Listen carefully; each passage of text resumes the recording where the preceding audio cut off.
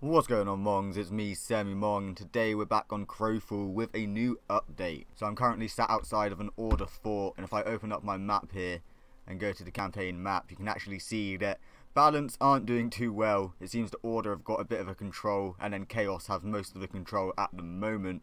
But that doesn't matter, okay? The PvP is still yet to come. In today's video, I just want to spend a couple of minutes going through two things that have changed in update 5.8.3. First of them is an update to disciplines. They have removed some disciplines, added some features as well. The major updates are the major disciplines, whatever one you select, will now have 4 active abilities or passive abilities.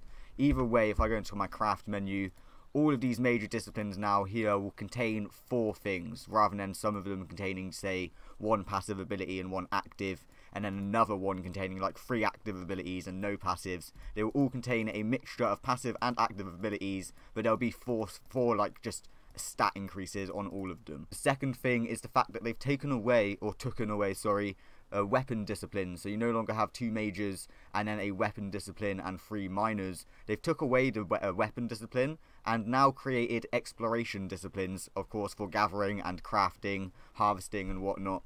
What this does is it takes away the fact that you have to lock in a character as a crafter or a combat person in terms of disciplines. That is now just down to a passive skill training. If you have a skill training in crafting and exploration, potentially you're not skilling in combat, so you're still locked into a crafter gatherer role that way because you're not training into the combat tree. But you can now craft and have combat disciplines separately, which kind of takes off the worry of having to swap out crafting disciplines every time you want to go craft something within a campaign world.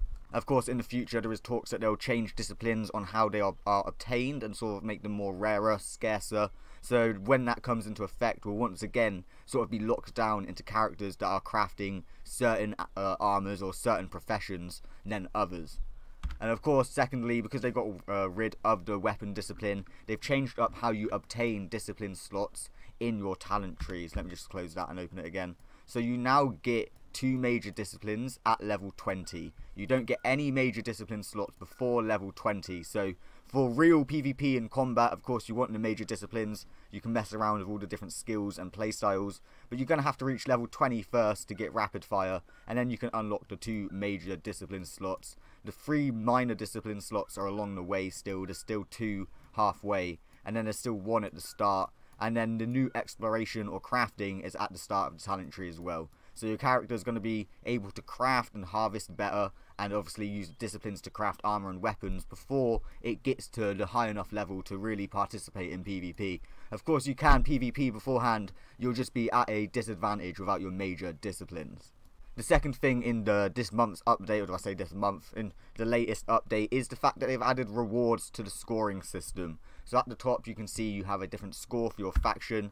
If I open up my map, you can see which faction has control of which areas. Of course, getting kills, capturing keeps and forts gives your faction points, and whoever at the end of the campaign wins currently didn't have anything to take over to the next campaign apart from what they had gathered and crafted in that campaign world and then stored in their spirit bank. But now whatever faction wins the campaign world, and there is a consolation prize for the factions that don't, will receive an accessory. So if I go back onto my character menu, you can see up here you get belt, you get, oh, I forgot what it's called, you get a back, a belt and something else like a side piece, a side accessory. And when you win a campaign world, if you're the winning faction, currently you'll get a golden, I think it's like a trinket or a sigil. I'll put a screenshot on screen now on the official Crowfall website that they posted an article of it. But this will increase some of your stats, 2% crit and 2% crit damage, I believe. And then losing factions will get a silver sigil or trinket, whatever it may be, with just slightly lower stats, like 1%. So what this does is kind of just gives a little bit more motivation for factions to go out, capture forts, catch keeps, get kills in PvP. Of course, if they get the points and they end up winning the campaign world, they can take this new reward onto the next campaign world as well. I'll post a link in the description down below of to the Crowfall article, but there's plenty of other things that they're saying about the rewards that they're giving. They're bind on account, so you're going to have to store it in your spirit bank. It won't just end at the end of the campaign world. So if your faction wins, say 3 or 4 campaigns in a row, you're going to have a really nice stat benefit in terms of gear, in terms of these like belt and back accessories compared to other factions. So there really is a sort of a winning scenario now. We're not just fighting in the campaign world to say that we won the campaign world. Now there's literal reward and reason to go out and capture everything. But those are the two major updates in the latest patch on Crowfall 5.8.3. I am going to currently try and hunt out some order gatherers, so subscribe or stay tuned to the channel for some Crowfall PvP, and I shall see you in the next video.